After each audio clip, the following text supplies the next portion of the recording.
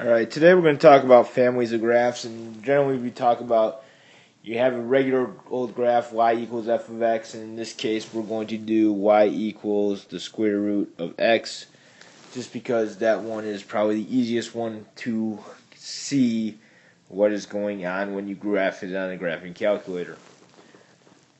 So we've talked about our left and right shifts. If we subtract 3, that would be a shift to the right 3. If we had plus 3, obviously that's going to be the left 3. And if we got the square root of x plus 2, that's going to be up 2.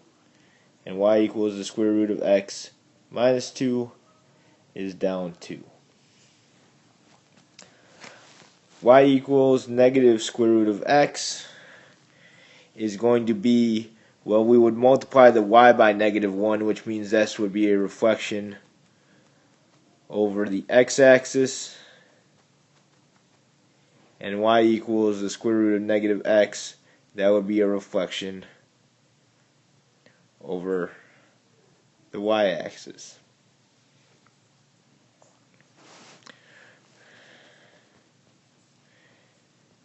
Now they talk about compressing horizontally for something like this, but I'd just like to talk about what we do with the x values, which would be divide the x values by 2, where if we had the 2 on the outside of the square root, we would multiply the y values by 2. Now, there are pretty much 8 things in here, and we've talked about the fact that if we have something inside the parentheses or inside the square root or inside the absolute value, those always affect the x values, and you do the opposite of what it basically tells you to do, because when we say minus 3, we're normally thinking we should subtract 3, but really we're counteracting that by going right 3. On the y values, when we see this plus 2 on the outside, it affects the y, outside affects the y values, and we do what comes naturally to us. Alright, we're going to do one problem where we're going to do multiple transformations in one. So we're going to start out with this x plus 2, and that's the only thing that affects the x, so we're going to go left 2. Now for the y value, we have 2 things on the outside. So first, the negative on the outside is a reflection over the x-axis,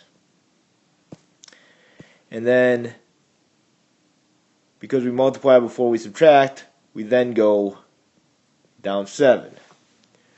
So if we're at the point 2, 8, the question is, where does that point end up after the translation? Well, because of the left 2, my x value is going to be 0, and then the 8, we're going to go, a reflection over the x-axis means that we are at negative 8, and then down another 7 means we're at negative 15. And so these are the transformations that we've been talking about in section 3-2.